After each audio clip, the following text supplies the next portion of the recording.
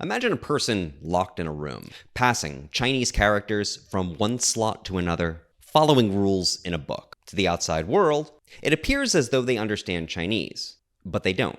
They're just manipulating symbols. No meaning, no contact, no truth. This is the philosopher John Searle's Chinese room thought experiment. And this is how most people practice Thelema. They move symbols across books and traditions. They translate Hebrew into Greek, into tarot, tarot into Enochian, Enochian into planetary hour. And they think something is happening. But the room is silent, the ritual is hollow, and nothing is real. Thelema, as it's commonly practiced, has become a meme-plex, a collection of stylized behaviors, terminologies, ritual substitutions. The memes mutate, the game continues. But there is no rupture, no flame, no presence. In Liber 65, we read, "Before I saw thee, thou wast already with me. I was smitten through by thy marvelous spear. I was stricken as a bird by the bolt of the thunderer. I was pierced as the thief by the Lord of the garden. All this while did Adonai pierce my being with his sword that hath 4 blades.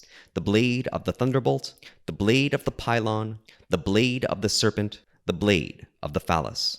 What Aleister Crowley experienced, what he transmitted, was not a system, it was not a technique, it was a rupture. A man broken by contact with the sacred, speaking from the place where it pierced him, speaking from the wound. To be a Thelemite is not simply to subscribe to a doctrine, it is to be a sight of the current.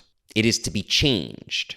In Liber 10, we read, "Even as a man ascending a steep mountain is lost to sight of his friends in the valley, so must the adept seem. They shall say, he is lost in the clouds, but he shall rejoice in the sunlight above them, and come to the eternal snows."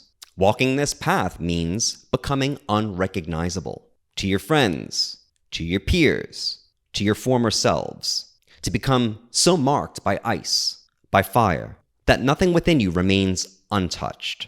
What we call Thelema today is largely the empty shell of that transmission, an archive of style, symbols, aesthetic choices, reenactment. But a reenactment is not a ritual. A symbol is not a presence. A technique is not a transformation. This is not Thelema. This is cosplay. It's not evil. It's not wrong, but it is dead. The real current doesn't ask you to memorize anything. It doesn't care if you know Hebrew or Greek. It doesn't care what secret society you belong to. The real current asks one question: will you let me destroy what you think you are? Because that's what's really required. Not learning, not consensus, not permission, but rupture, radiance, fire. Thelema is not a religion in the ordinary sense. It has few symbols of its own, and it has very few doctrines of its own. This has led many to believe that understanding Thelema requires one to understand these other traditions: Eastern mysticism, Golden Dawn magic, Freemasonry, or any of the other numerous traditions that Crowley himself borrowed from. Others like to brag that they've somehow gone beyond Crowley. They can explain Thelema better than he does.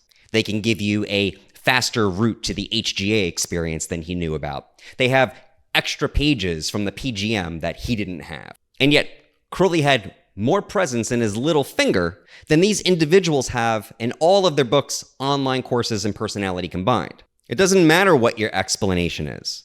It doesn't matter what your technique or your art is. Thelema isn't about ideas or techniques.